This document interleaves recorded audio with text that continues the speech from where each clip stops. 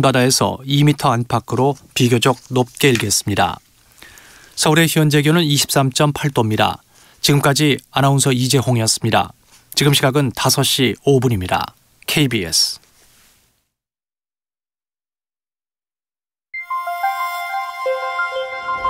대한민국 중심 채널 KBS 1라디오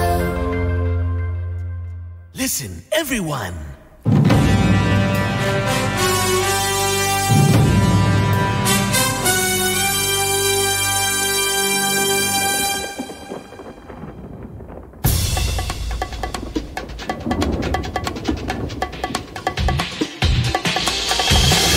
김용민 라이브.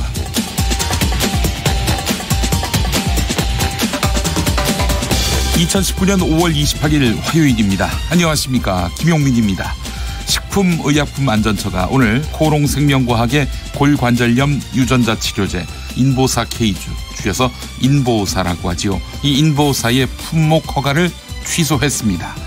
주 성분 중에 하나가 연골세포가 아닌 신장세포로 최종 확인됐고, 코롱생명과학에서 제출한 자료도 허위로 밝혀진 데 따른 마땅한 결과입니다. 그간 반복적인 은폐와 거짓말로 20년의 인보사 신화는 와르르 무너지게 됐습니다. 지난주 속 인터뷰 시간에 정의당 윤소화 원내대표와 인보사 사태에 대해서 이야기를 나눠봤는데, 그때 윤소화 의원 인보사 사태는 사기 사건이다, 이런 얘기를 했습니다. 그리고 오늘 결과에 대해서 인보사 허가 취소는 사필 규정이다, 상식적이고 당연한 결과다, 이런 입장을 냈습니다. 이 시점에서 우리가 주목해야 할 부분은 인보사 사태로 인해서 피해를 보게 된 국민들입니다. 효도 선물로 부모님께 드린 약이 생명을 위협하는 독이 될지 몰랐고, 무릎 치료제인 줄 알았는데 치료는커녕 건강에 더 큰 짐을 안겨주었습니다. 피해자 244명은 코롱을 상대로 집단소송을 준비하고 있습니다. 그렇다고 인보사를 허가한 식약처, 우리는 모르는 일이다, 우리도 속았다, 국민도 속았다, 이러면서 책임을 회피하면 될까요? 허술한 의약품 관리 체계를 고스란히 드러냈습니다. 끝까지 명확하게 진실을 밝혀서 단 한 명도 억울한 국민이 없어야 하겠습니다. 아울러 지난 박근혜 정부 코롱을 위해서 규제를 풀어주다시피 했다, 이런 의혹이 있는데 이 의혹도 한 점 남김이 없어야겠습니다. 당신의 저녁은 아침보다 똑똑하다. 여기는 김용민 라이브입니다. 대한민국에서 가장 겸손한 스피커, 여러분은 지금 KBS 1라디오를 듣고 보고 계십니다. 영상으로도 함께할 수 있어요. 유튜브 KBS 1라디오 계정, 그리고 김용민 TV로 함께해 주시기 바라겠습니다. 유튜브 검색창에 KBS 1라디오 또는 김용민 라이브 검색하시면 되겠습니다. 자, 해피 버스데이 투 미라고 해야 됩니까? 예. 자, 오늘 김용민 라이브가 1년 됐습니다. 오늘 돌을 맞았습니다. 돌을 맞았다, 이런 표현이 적절할지 모르겠습니다. 돌이 됐습니다. 돌이 됐습니다. 돌 던지지 마세요. 예. 자, 그래서 애청자 여러분과 조촐한 돌잔치 함께 하겠습니다. 오늘 방송 중에 문자와 콩으로 사연 보내주신 분들 중에서 추첨을 통해 100분께 작은 선물 보내드리겠습니다. 오늘 방송 함께 하시면서 한 살 된 김용민 라이브에 바라는 점, 앞으로 개선할 점 보내주시기 바라겠습니다. 단소리 쓴소리 모두 감사하게 받긴 할 텐데, 그래도 오늘 생일인데 악플은 좀 달지 마시고, 좋은 얘기 해주시면 얼마나 감사할까 싶네요. 자, 문자는 샵9730, 짧은 문자 50원, 긴 문자 100원, KBS 모바일 앱 콩으로 보내시면 무료입니다. 원래 그 돌잔치 오시면 떡을 돌리지요. 오늘 저희는 감사한 마음을 담아서 떡 대신 조각 케이크 교환권 100장 준비했습니다. 사연 보내주시고 선물 받아가시기 바라겠습니다. 지난 1년 동안 감사했습니다. 앞으로 또 한 번의 1년 더 열심히 달려보겠습니다. 또 한 번의 1년? 1년만 쓰고 저를 버린다는 얘기일까요? 그런데 또 1년 지나면은 2년. 비정규직 보호법에 따르면 2년 이상이라면 정규직 대우를 해주는 걸로 알고 있습니다. 열심히 달려보겠습니다. 안 잘리고. 자, 잠시 후 잠깐 인터뷰 참여연대 집행위원장인 김경률 회계사 연결합니다. 제1모직과 삼성물산의 합병 당시 사용된 보고서에 오류가 있었다, 이런 보도가 있었습니다. 합병 과정에 이런저런 하여간 되짚어볼 부분들이 많이 있네요. 관련한 내용 소상히 파보겠습니다. 최근 고 김용균 씨 사망 사고의 진상규명을 하는데 일부 발전사들이 진상규명위원회 활동에 방해를 놓은 일이 포착됐습니다. 2부 속 인터뷰에서 고 김용균 사망사고 진상규명위원회 간사 권영국 변호사 연결해서 자세한 이야기 들어보겠습니다. 자, 화요일 새 코너 준비했습니다. 뉴스 진품 가품. 네, 진짜 가짜 뉴스들을 촘촘하게 걸러보겠습니다. 자, 오늘도 끝까지 함께 하실 거죠? 김용민 라이브 2시간 동안 여러분과 함께 달립니다.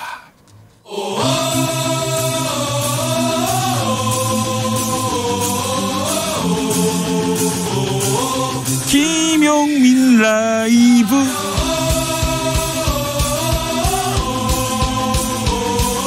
매일 오후 5시 5분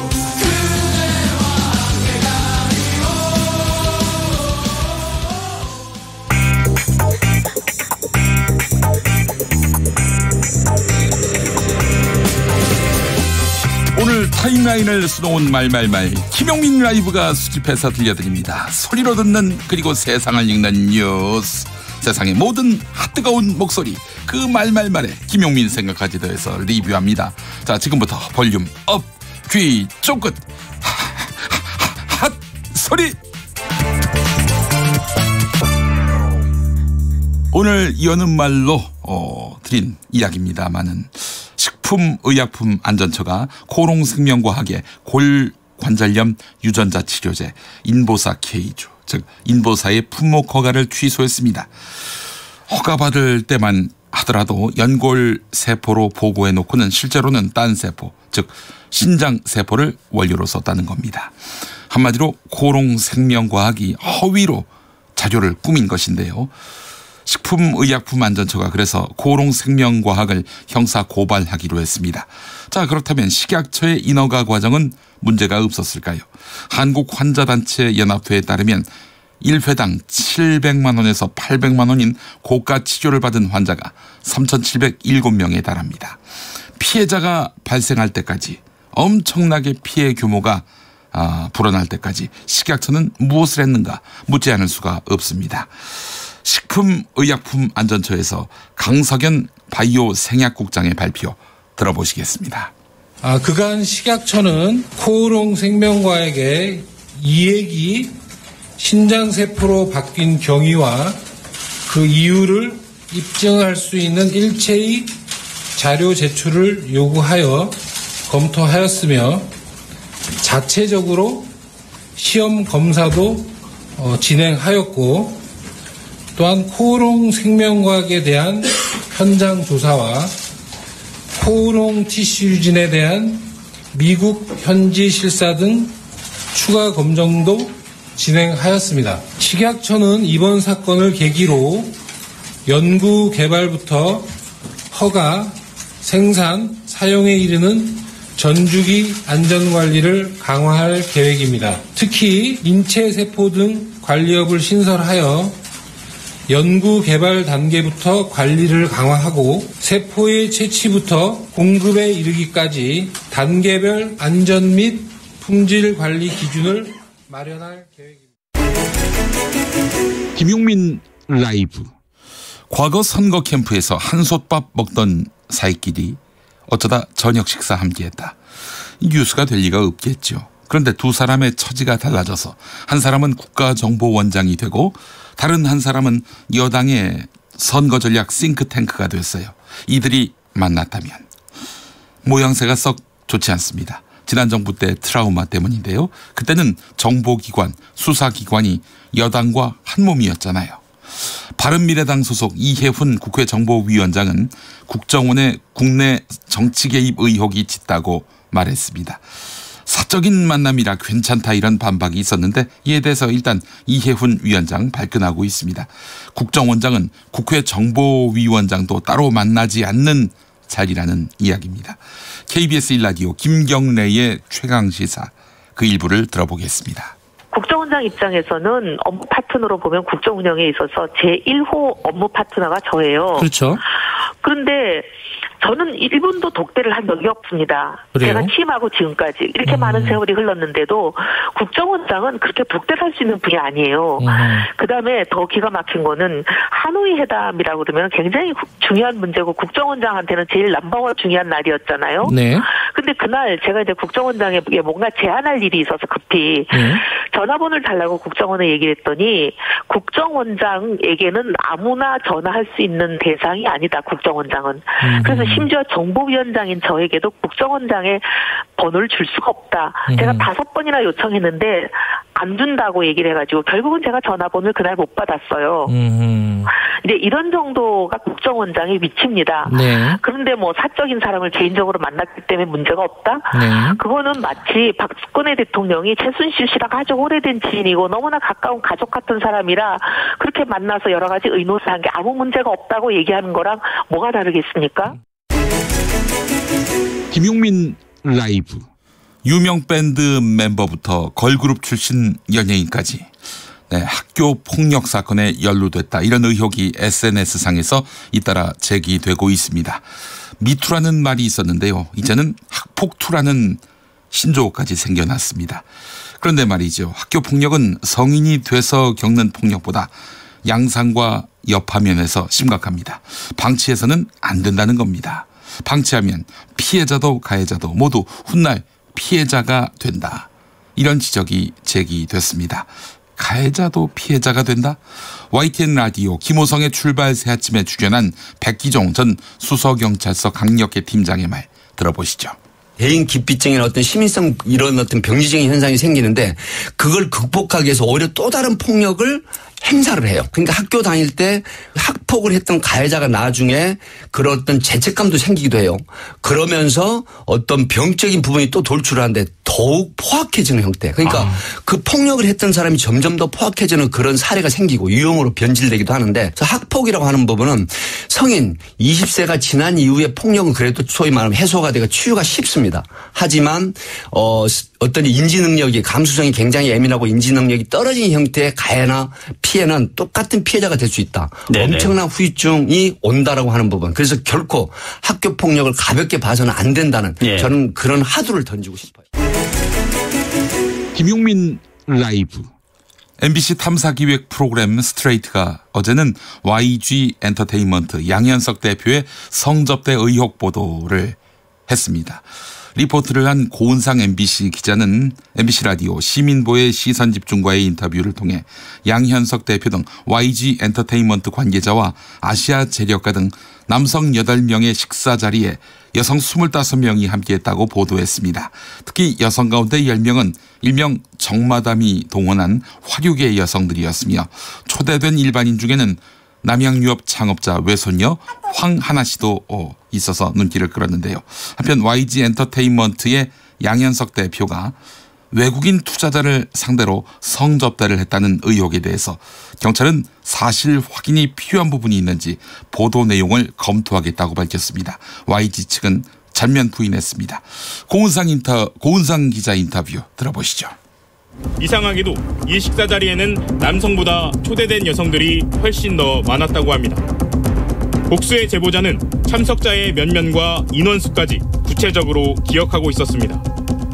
YG 사람들과 아시아 재력가를 포함해 남성 8명 정도가 식당 가운데 앉아 있었고 그 주변으로 초대된 여성 25명 정도가 있었습니다. 여성 중 10명 이상은 YG 측과 잘 알고 지내는 일명 정마담이 동원한 화류계 여성들이었던 걸로 알고 있습니다. 저희의 제보자는 이제 성접대가 있었다. 사실 그 재력가 일행들이 이제 그 많은 여성 중에 일부를 선택을 했고 숙소 등 모종의 장소로 이동을 했다는 거고요. 그리고 이제 당시에 그 자리에 투입됐던 여성들은 이제 재력가가 그 자리에서 사실 식사 자리에서 약 4,500만 원대 그 샤넬백, 명품백을 이제 직접 나눠주고 고맙다는 식으로. 김용민 라이브. 앞서 인터넷 메신저 알림 음이 울렸습니다. 사과 말씀드리겠습니다. 검찰개혁 반대한다는 내용의 메일을 300명 국회의원들에게 보낸 송인택 울산지검장의 주장. 보수 언론이 대서특필하고 있는데요. 백혜견 더불어민주당 의원은 근본적으로는 경찰에 대한 검찰 우위의 사고에서 벗어나지 못했다. 이렇게 지적했습니다.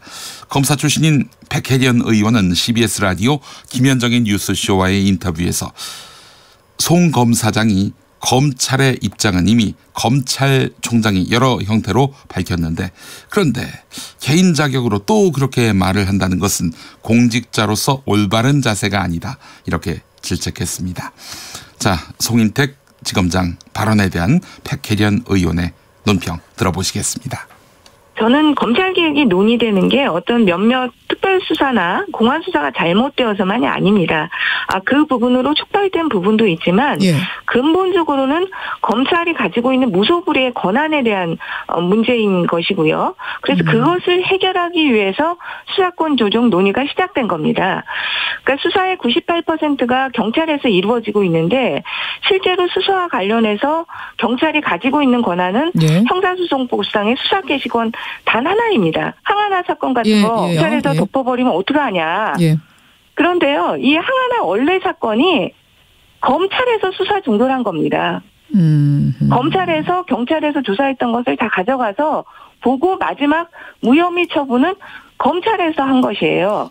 그런데 지금 시스템에서도 그 항아나 사건에 그런 문제점이 있었다는 것을 검찰에서 적발하지 못한 겁니다. 친한 사이의 만남이 때론 논란을 부를 수 있네요. 네, 김민우의 휴식 같은 친구 듣고 오겠습니다.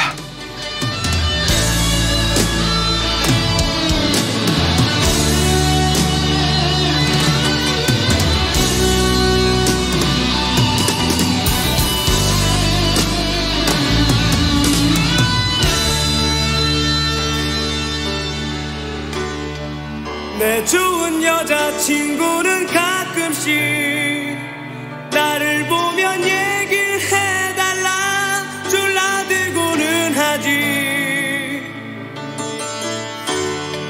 남자들만의 우정이라는 것이 어떤 건지 궁금하다며 말해달라지.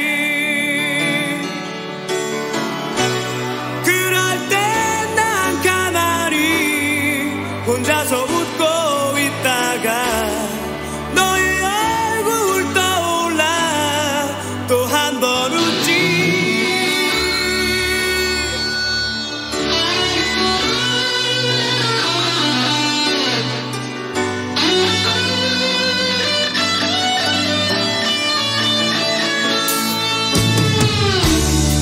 언젠지 난 어두운 밤길을 달려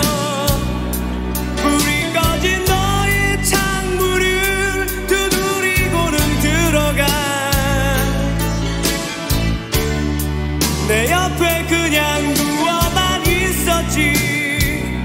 아무 말도 필요 없었기 때문이었어. 한참 후에 일어나 너에게 얘기를 했었지. 너의 얼굴을 보면 편해진다고. 나의 취한 두루루 기쁘게 웃고 있었지.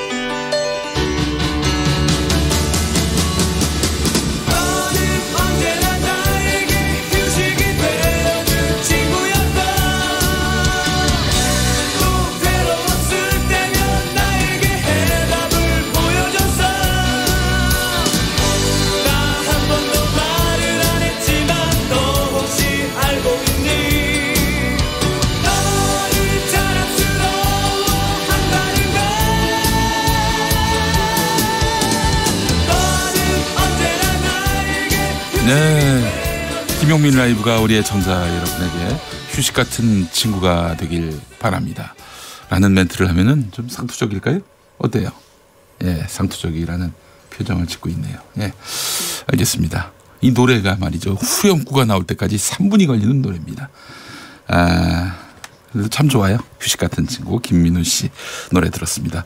우리 김선미님은 이병열차 안에서가 김민우 노래는 대표적인 노래인데 라고 하셨습니다. 예, 휴식 같은 친구 들었습니다. 예, 그렇지만 자, 오늘 문자가 많이 왔습니다. 저희 1년 돼가지고 돌 때문에 여러분들이 많은 문자를 보내주셨는데요.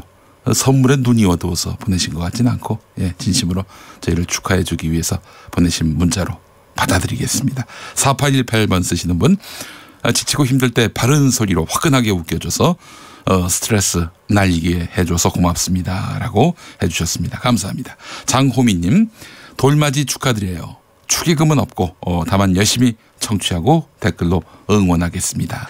감사합니다. 김윤태님, 축하드립니다. 오늘 공기도 맑고 미세먼지 오존, 네, 상태가 매우 좋습니다.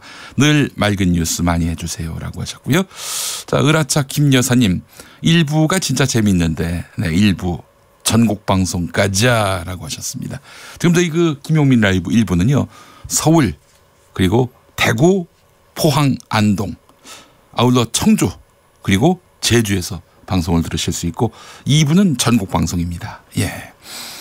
자, 전국 방송 가면 참 좋을 텐데 콩으로 들으시면 전국 방송이고요. 또 1부 못 들어도 1부는 또 우리 지역 방송, 훌륭한 지역 방송 들으시고 그 1부는 팟캐스트로 들으셔도 됩니다.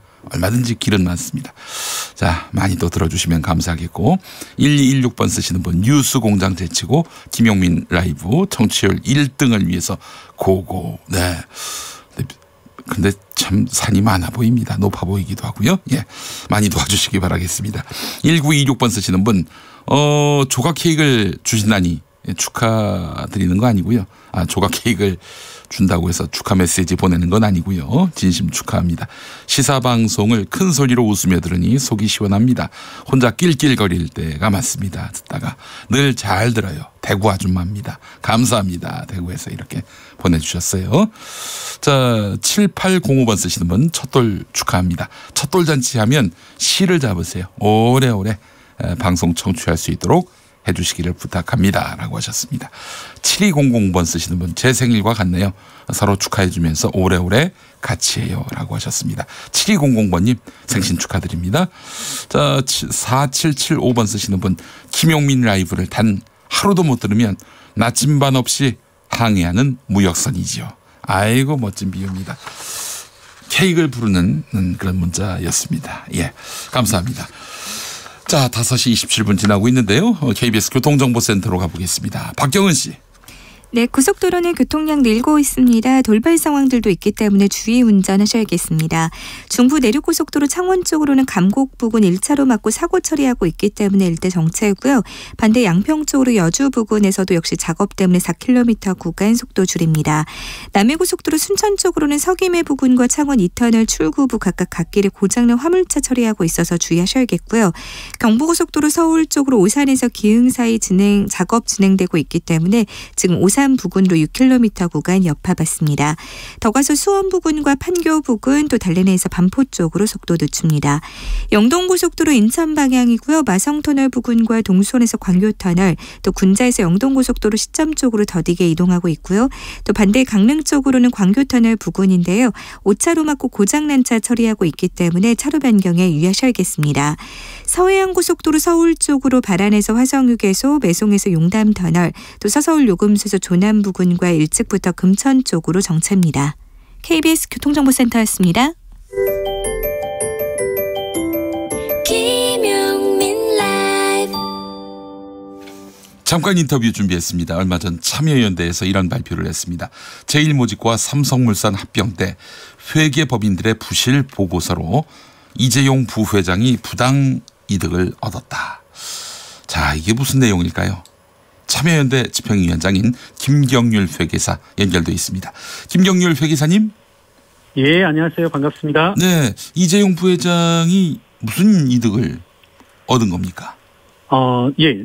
저희들이 이제 간단히 요약하자면요. 네. 제1모직 삼성물산 합병 과정에서 네. 이재용 부회장이 지분을 많이 가지고 있는 제1모직의 가치는 높게, 삼성물산의 가치는 작게 하기 위한 이제 과정의 연속이었다, 이런 것들은 잘 알려져 있는데요. 그렇죠. 그간 그 내용들이 이제 자세히 공개되지 않았습니다. 참여연대에서 이제 그 보고서들을 구하려고 백방으로 노력을 했었는데 구하기 힘들었는데요. 예. 이번에 저희가 심상정 의원실을 통해서 안진회계법인과 삼정회계법인이 작성한 보고서들을 이제 입수를 했습니다. 예. 그래서 이제 보게 되니까 그 내용들을 하나하나 좀 뜯어서 보게 되니까 여러 가지 이제 제1모직을 과대평가했고 결과적으로는 그와 같은 조작을 통해서 이재용 부회장에게 약 2조 원에서 3.6조에 이르는 3조 6천억 원에 이르는 부당이득을 가져가게 했다. 이런 것들을 밝혀낸 보고서입니다. 아, 근데 말이죠. 그 삼성물산의 일대 주주가 어디입니까?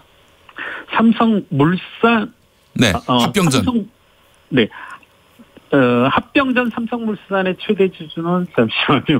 국민연금 아닌가요? 국민연금으로 알고 있는. 국민연금이 2대 주주입니다. 2대 주주고요. 예, 그렇습니다. 예. 국민연금이 이제 막대한 지분을 가지고 있어서 상당한 이해관계를 가지고 있습니다. 그러니까 제 얘기는 뭐냐면은 네.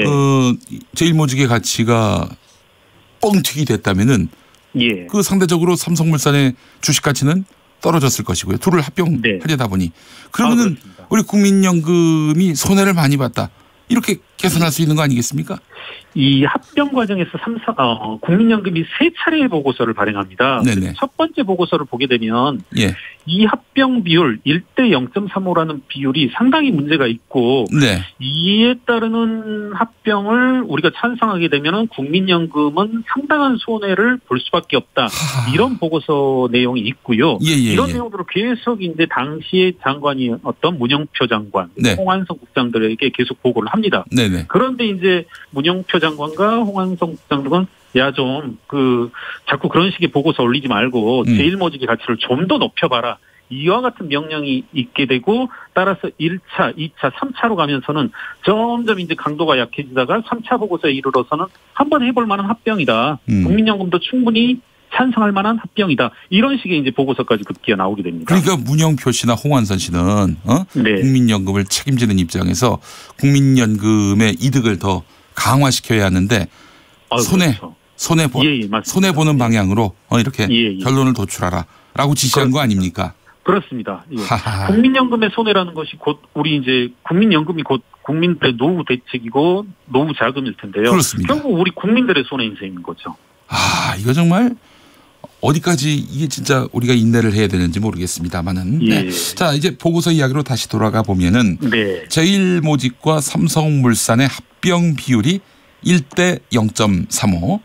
네. 제1모직이 압도적으로 유리한 비율인데, 근데 제가 알고 있기로는 말이죠. 네. 제가 알고 있기로는 삼성물산이 훨씬 더 기업 가치가 높은 것으로 알고 있었어요. 그렇습니다. 순자산도 더 크고요. 한 2배가량 되고 뭐 매출액, 영업이 이런 규모로 따지자면 한 3배, 4배가량 되죠. 그리고 하나 이제 뭐 이런 것도 한번 생각해 볼 수 있는데요. 삼성물산이 그때 가장 많이 가지고 있었던 것, 그래서 이재용 부회장이 가장 탐내던 자산이 뭐냐면 삼성물산이 가지고 있었던 삼성전자 주식이란 말입니다. 그런데 그 삼성전자 주식이 당시의 시가 비율로 따지자면 약 12조 원가량 됩니다. 그런데 이 12조 원가량 되는 삼성물산이 가지고 있는 삼성전자의 지분이 약 12조가량 되는데 삼성물산 전체의 가치를 뭐 8조, 9조 이런 식으로 평가한단 말입니다. 그러니까 가지고 있었던 삼성전자 지분 가치만 또 못하게 이렇게 평가를 하고요.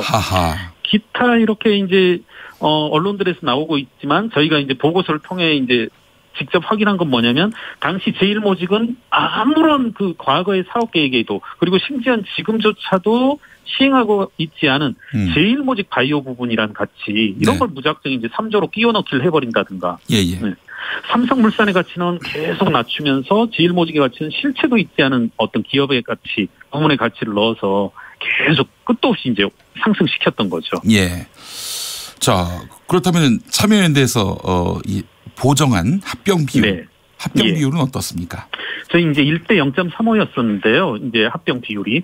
저희들 이제 여러 가지 논란의 소지도 있을 수 있으므로 아주 어떻게 보면은 그 엄격한 기준으로 누구든지 부인하기 힘든 사항들만 모았을 때 1대 0.7에서 1대 1.18로 이렇게 보정이 되게 됩니다. 아니 1대 0.35였는데 참여연대가 다시 보정해 보니까 1대 0.7 또는 1대 1.18. 그러니까 삼성물산의 가치가 더 높다. 합병 비율이 더 강하다. 이런 얘기 아니겠습니까? 네네. 1대 1.18이라면 그렇게 되는 거죠.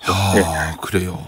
아니 그렇다면은 애초에 그 1대 0.35라는 뭐 기가 막힌 이런 내용의 보고서, 이 부실한 보고서가 기업 합병할 때 인용됐는데 회계법인, 이재용 부회장, 금융당국 모두가 조직적으로 움직였다. 이렇게밖에 볼 수 없는 거 아닙니까?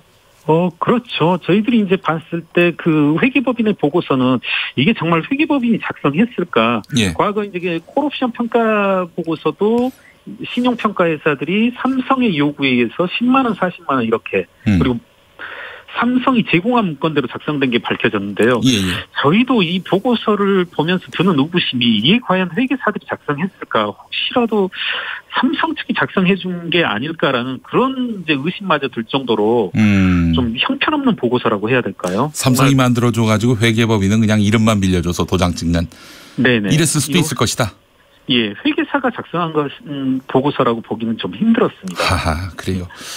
아니 그 회계법인도 나름대로 직업적 양심이란 게 있을 텐데 아니, 이런 엉터리 보고서를 보고 자괴감은 안 느꼈을지 모르겠어요. 그렇죠. 금융당국의 어떤 그런 이제 것도 말씀해 주셨는데 국민연금조차도 앞서 이제 우리 사회자님께서도 말씀하셨지만 문영표 장관, 홍황성 국장들이 이제 상당히 강압적으로 제1모직의 가치를 높여라 이와 같은 이제 정황들이 뚜렷이 이제 증언이라든가 이런 것으로도 드러나고 있고요. 그 문영표, 홍완선 씨는 윗선에서 뭔가 지시가 내려왔기 때문에 저기 제1모직 가치를 부풀려 국민연금 손해보면 좀 어때? 이랬을 가능성이 있는 거 아닙니까? 그렇습니다. 그런 것들이 제가 알기로 증언으로 다 이제 모아지고 있는 것으로 알고 있습니다. 그 최윗선이 박근혜 전 대통령이었을까요? 그렇죠. 제가 알기로는 이제 최순실, 박근혜 이렇게 국정농단 재판 과정에서 그런 것들이 다 밝혀진 것으로 알고 있습니다. 알겠습니다. 삼성바이오로직스의 회계 부정 사건, 이건 결국 제1모직 가치를 부풀리기 위한 그런 말하자면 범죄적 행위인데요. 그렇죠. 자, 이 삼성바이오로직스 분식회계, 즉 회계 부정 사건은 지금 부당대출, 특혜상장 혐의로까지 수사가 확대되고 있는 양상입니다. 앞으로 어떤 점들이 규명돼야 한다고 보십니까? 이게 지금 말씀해 주신 것처럼 민영사상의 어떤 소송, 이재용 부회장이 2조에서 3.6조 원의 이득을 챙겼다라면 그에 따라서 이제 손해본 삼성물산의 주주가 있을 거고요. 그리고 국민연금의 가입자들이 있을 겁니다. 이분들이 이제 민사상의 소송, 형사소송을 제기해서 그와 같은 이제 손해를 복원하기 위한 조치들이 있어야 될 것 같습니다. 그리고 이와 같은 소송이 있기 전이라도 검찰이 나서서 민영사상의 책임 추궁 그리고 범죄 수익을 몰수할 필요가 반드시 있다 이렇게 생각합니다. 이재용 부회장 어떤 처벌을 받을 것 같으세요? 이거 굉장히 심각한 범죄인 걸로 알고 있는데요. 그렇습니다. 과거 이제 대우그룹의 김우중 회장도 그와 비슷한 이제 처지에 있었는데요. 김우중 회장도 그런 혐의가 있었습니까? 회계 사기 등으로 인해서 이제 23조 원의 추징금을 부과한 것이 이제 확인됐고요. 그에 필적할 만한 회계 사기로 인한 부당 대출이라든가 그리고 이제 이런 부당한 이득을 편취하였으니까 이와 같은 추징금이 부과돼야 될 것 같고요. 다만 이제 김우중 회장은 잘 아시다시피 이제 해외 도피 등으로 해서 이제 이신상의 구속을 피했던 것으로 알고 있는데 제 생각엔 여러 가지 이제 이재용 부회장은 스스로가 이제는 말해야 될 시기가 스스로 이제 조사받고 해명해야 될 때가 아닌가 이렇게 생각합니다. 알겠습니다. 그래요. 이재용 부회장. 이런 그 칼럼이 있어요. 그 제목이 괘씸죄에 무너지는 미래산업. 한번 읽어보겠습니다. 범죄 여부만을 따지는 검찰은 그것이 그들만의 정의라고 생각할지 모르지만 모든 정의도 결국 먹거리가 해결돼야 의미를 갖는다. 성공한 먹거리 산업의 주력 기업을 정의라는 이름으로 죽여서는 안 된다. 이거 어떻게 보셨어요? 참, 어떻게, 지금 이걸 스포츠로 비유하자면 승부 조작이 벌어진 거지 않습니까? 야구, 뭐 프로야구, 프로축구 이런 데에서조차도 승부 조작이 벌어진다라면 대단히 엄벌을 하는 것으로 알고 있습니다. 네네. 네, 선수의 경우는 퇴출하고 민신상의 구속도 하는 것으로 알고 있는데 이에 대해서 뭐 그런 식의 표현, 그런 식으로 말하는 것처럼 보여요. 승부 조작에 대해서 수사하지 말아라. 그렇게 되면 프로야구 망한다. 우리 프로축구 시장 망하게 된다. 이런 로직인데 네네네. 지금 삼성이 이재용 부회장 승계를 위해서 벌인 일련의 범죄는 다른 것이 아닌 자본주의 시장 질서의 근간을 흔든 거란 말입니다. 그렇죠. 회계 사기로 인해서 자본시장의 투명성을 어지럽혔고요. 합병 과정의 비율 조작을 통해서 소액 주주들에게 수조 원의 막대한 피해를 입혔단 말입니다. 네. 저는 보수 언론들이 그리고 경제신문들이 더 앞장서서 지켜야 될 것이 자본주의 시장 질서라고 한다라면 그분들이 나서서 이재용 부회장은 엄하게 처벌할 필요가 있다. 이재용 부회장의 이와 같은 승계를 위한 회계 사기 그리고 주가 조작 이와 같은 것들을 엄벌함으로써 자본주의 시장 경제 그리고 우리나라의 어떤 기업들이 더 살아날 수 있는 기반이 마련되는 것이 아닌가 이렇게 생각합니다. 예, 수조 원의 부당 이득을 챙기고 수천억의 국민연금에 손실을 입히고 무엇보다도 삼성물산 주주들 골탕 먹인 죄. 자본주의의 적이죠. 어떻게 그렇죠. 이런 행태를 두고만 본다는 건지 의아스러운 일이고요. 정의가 구현되기를 바라는 마음도 가져보게 됩니다. 네, 오늘 김경률 참여연대 집행위원장님 말씀 잘 들었습니다. 예, 고맙습니다.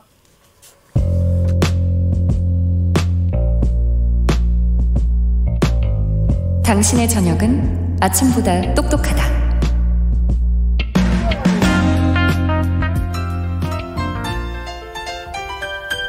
네, 여러분 안녕하십니까. 용용 엄기용입니다. 오늘은 참 아름답고 화창한 날입니다. 석석. 네, 석석 오창석입니다. 먼저 1주년을 축하드립니다. 아, 감사합니다. 네, 오늘 저는 김용민 라이브 돌잔치 현장에 나와 있습니다. 아, 엄청난 축하 사절단들이 왔다는 소식 있던데. 네, 맞습니다. 시간이 없으니 바로 만나보겠습니다. 이분이 오셨습니다. 안녕하세요. 석석, 오늘 하늘이 참 맑지요? 미세먼지가 하나도 없네요. 너무 미세해서 안 보이는 건가? 그나저나 김용민 라이브 나처럼 중도 하차하지 말고 영영 오래 지속되기를 바라면서 1주년 축하합니다. 아이고 반기문 총장님 감사합니다. 네네. 말씀드린 순간 독일에서 축하 전화가 왔습니다. 쿠텐탁 찰스님. 실망입니다. 아니 왜 갑자기 실망하십니까? 겨우 1주년 가지고 2주년 3주년 때 다시 연결하시기 바랍니다. 찰스님 어렵게 연결했는데 좀 성의가 없네요. 너무 무성의해요. 아이 썩썩 날 불렀습니까? 그래 나도 김용민 라이브 안 듣는 척 했지만 1주년인 거 다 알고 있었어. 돌잔치 초대장 없지만 축하해주는 거 내 마음입니다. 네. 말씀드리는 순간 돌잡이 행사가 시작되고 있습니다. 김용민 MC가 돌잡이로 과연 무엇을 잡을 것인가. 책상 앞에는 지금 돼지고기 수육, 소시지, 양갈비 그리고 마이크가 보입니다. 과연 무엇을 잡을까요? 이건 자유민주주의 돌잡이가 아닙니다. 김용민씨 낫또 잡으세요. 낫또 안 잡고 비싼 거 잡네. 큰일 났네. 미세 뉴스 보세요. 오늘의 뉴스는 애청자 여러분 진심으로 감사합니다. 네, 시사평론가 김수민 씨, 오창석 씨 어서 오십시오. 안녕하세요. 네, 안녕하세요. 축하 사절단들이 더 많이 오셨는데 시간 관계상 축하 인사를 다 못 들었습니다만은 여러분이 그 문자와 콩으로 축하 사절단 요청하시면은 다시 불러보도록 하겠습니다. 많은 분들도 지금 대기하고 있어요. 여러분들이 불러주시면은 그 이름을 불러주시면 모시도록 하겠습니다. 네. 자, 김수민 평론가 오늘 첫 번째 뉴스 뭐 준비하셨어요? 네, 한미 정상 간 통화 내용 유출 사건 외교부에서도 조사를 하고 있는데요. 이 조사 및 보안심사위원회 심의 결과를 토대로 해서 외교관 K씨에 대해서 법령에 따라서 형사 고발키로 결정을 했습니다. 예.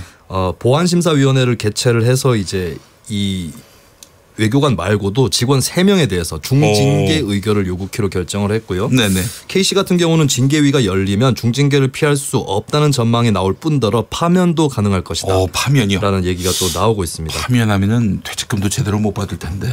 네. 그리고 이제 외교관 K씨뿐만 아니라 이 유출을 받아서 언론에 폭로했었던 강효상 의원에 대해서도 형사 고발이 좀 조치가 이루어질 예정입니다. 네, 알겠습니다. 이 K씨가 지금 강효상 의원 막 원망하고 있더라고요. 네. 아니 난 이렇게까지 강효상 의원이 유출할 줄을 몰랐다 그러고 있는데 그게 합리적인 변명입니까? 그래서 대체적으로 억울하다라는 입장문의 내용을 밝혔는데요. 네네. 참고만 하겠다라는 강효상 의원의 요청에서 실수로 정상 간 통화 일부 표현을 알려주게 되었다면서 정치적으로 이용될 것은 상상도 하지 못했고 또 심지어 굴욕 외교로 번질 줄은 정말 몰랐다라고 이야기를 했습니다.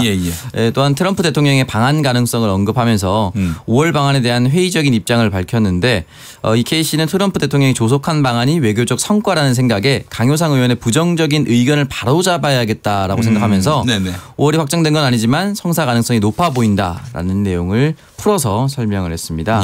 그리고 사실은 친하다라는 거에 대해서도 한두 차례 고교 동문회에서 만났을 뿐 대학 졸업 이후 30년 넘게 연락을 주고받은 일이 없다라고 이야기를 했습니다.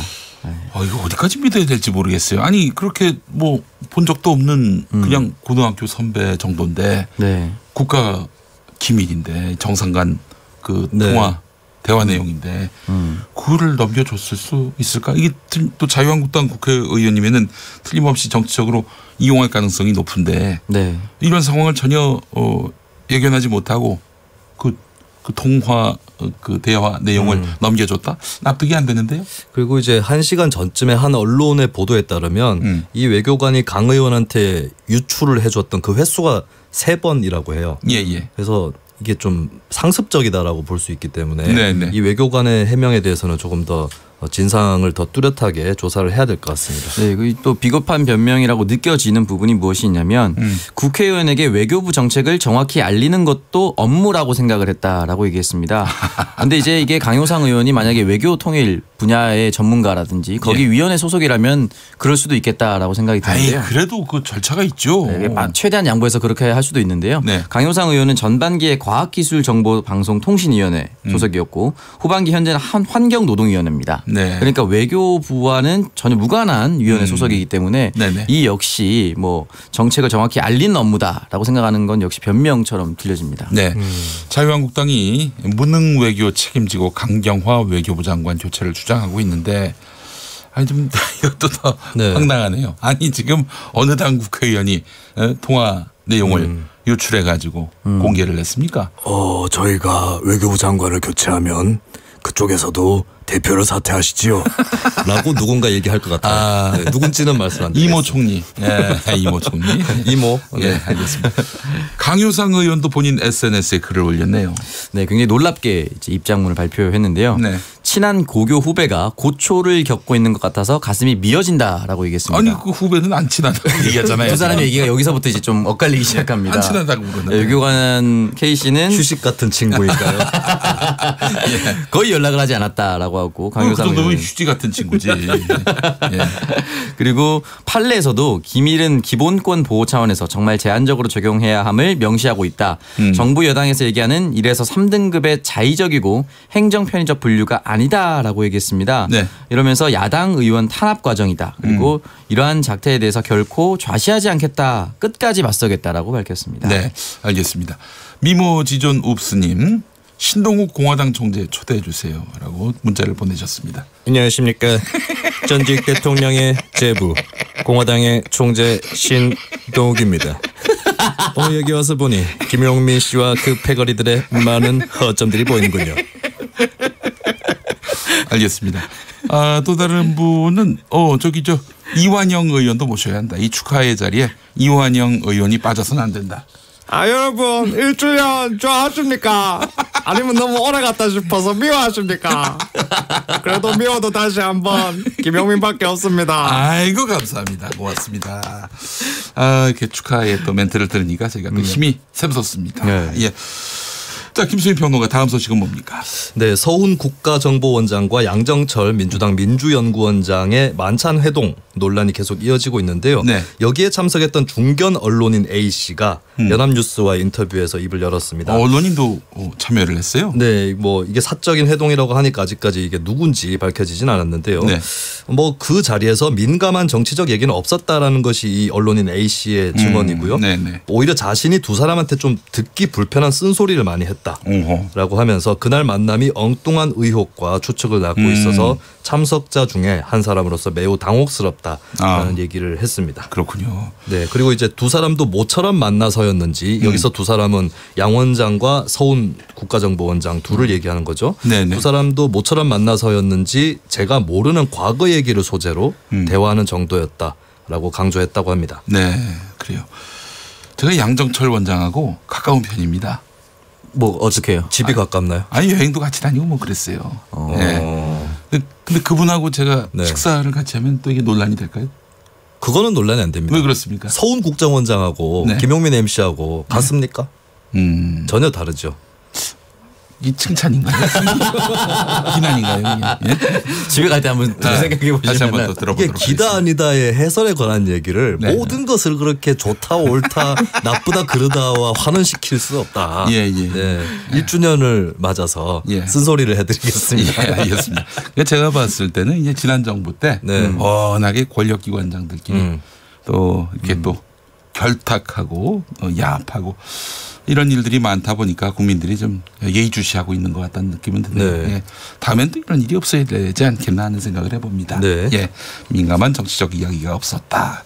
동석했던 언론인의 이야기 전해주셨고, 오창석 평론가.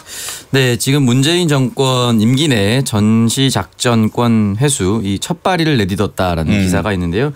이 전작권 같은 경우는 지난 1950년 7월 14일 이승만 대통령이 그 UN 사령관에게 이양을 하면서부터 넘어갔었습니다. 네. 이걸 이제 노무현 참여정부 시절 2007년에 2012년 4월 17일로 전환하겠다라고 했다가 이명박 정부에서 다시 2015년 12월 1일로 연기했고 박근혜 정부 시절에는 2020년대 중반쯤으로 연기한다라고 얘기를 했습니다.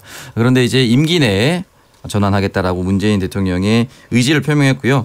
이 가늠자가 될 수 있는 8월 한미연합훈련을 한국군 대장이 주도를 하고 이를 미군이 판단한다라는 기사가 나와 있습니다. 예, 알겠습니다. 윤강님이 팟캐스트계의 국정원장. 김용민이라고 하셨습니다. 네. 칭찬인가요? 비난인가요? 네. 구분이 잘 안 됩니다. 네, 이 질문은 역대 국정원장들에게 주어져야 될 것 같습니다. 중앙정보부장이라고 하면 동의할 수 있을 것 같은데. 그래요? 알겠습니다. 네. 자, 이 그 전시작전 통제권을 이제 이양받는다. 노무현 대통령 때 2012년을 목표로 그때 이제 미국과 합의를 했는데 이명박 정부가 미루더니 또 박근혜 정부도 미루고요. 네. 이런 와중에 문재인 대통령이 2022년 5월 9일 임기가 그때까지인데 그 전에 전시작전 통제권을 가져오는 걸로. 네. 평시작전 통제권은 우리가 이미 그 회수를 했습니다. 네, 1994년 12월 1일입니다. 평시작전권. 문민정부 때 네, 가져왔었죠. 근데 지금은 전시작전 통제권이 주한미군 사령관에게 있는 거죠. 네. 유엔군 사령관을 겸하는. 네. 한미연합사령관이 가지고 있는데요. 그래서 이 올해 8월에 하는 거는 최초 작전 운용 능력 평가라고 하는 이 IOC 평가를 로버트 에이브럼스 한미연합 사령관 앞에서 진행을 하게 됩니다. 아니 근데 이제 궁금한 게요. 왜 전시작전 통제권을 미뤘을까요? 글쎄 이걸 저는 그 서로 다른 사안이라고 생각을 하는데 전시작전권과 한미동맹을 동일시해서 마치 전시작전권을 환수했을 경우 한미동맹 자체를 해체한다 또는 주한미군 자체를 철수한다라는 것을 너무 동일선상에 올려놓고 보고 있었지 않나. 전자권을 가져온다 하더라도 한미동맹은 굳건해야 되고 주한미군 철수에 대해서도 한 번도 언급한 적이 없었거든요. 심지어 북한도 김정일 위원장 때부터 주한미군 철수에 대해서 요구하지 않겠다라고 얘기를 했습니다. 그런데 이걸 너무 일각에서 부풀려서 해석하는 경우가 많아서 미뤄졌던 것으로 보입니다. 그래요.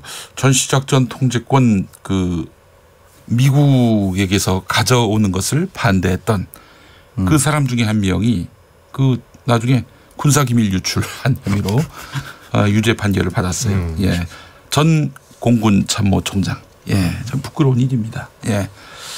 아니 우리 군이 뭐가 모자라다고? 자기 나라 그 군대를 운용할 능력이 없다고 보는 겁니까? 그분들은 도무지 이해를 할 수가 없어요. 네. 네. 그래서 그 전설의 동영상이라고 하는 노무현 대통령이 민주평통에서 연설했던 작전 통제도 하지 못하면서 나 참모총장이요. 나 국방부 장관이요. 라고 부끄러운 줄 알아지라고 호통을 쳤던 그 장면이 다시 생각이 납니다. 그 미국 엉덩이 뒤에 숨어서 형님 백만 믿습니다. 뭐 이렇게 이야기했던 그분들을 또 질타했던 노무현 대통령의 발언도 또 생각이 나고요. 네, 알겠습니다. 김수민 평론가 능력을 보겠습니다. 30초 안에 다음 소식 전해주시죠. 네, 통일부가 대북 인도 지원 800만 달러를 공여하는 그 일정에 착수를 했습니다. 이달 안에 착수를 하는데요. 유엔 세계 식량 계획 그리고 유엔 아동 기금 쪽으로 각각 450만 달러, 350만 달러를 공여하는 그런 계획을 이제 착수를 하는 것입니다. 그래서 6월 초면 이르면 6월 초에 정부 공여금이 국제기구로 이전돼서 대북 인도 지원 사업이 진행되게 될 예정입니다. 아이고, 하여간 좀 물밑에서 그래도 좋은 기운들이 느껴지는 것 같습니다. 자, 3629번 쓰시는 분, 전시작전권 환수. 큰 집에서 제사 가져오는 것이 큰 집에서 제사 가져오는 것하고 비슷한 감정 아닐까요? 라고 말씀해 주셨습니다. 자, 민의 한수. 네, 오늘 축하 사절단 중에 포함이 돼 있었는데 미처 나오지 못하신 분의 말씀으로 1주년 축하 메시지를 전할 겸 민의 한수를 전해드리겠습니다.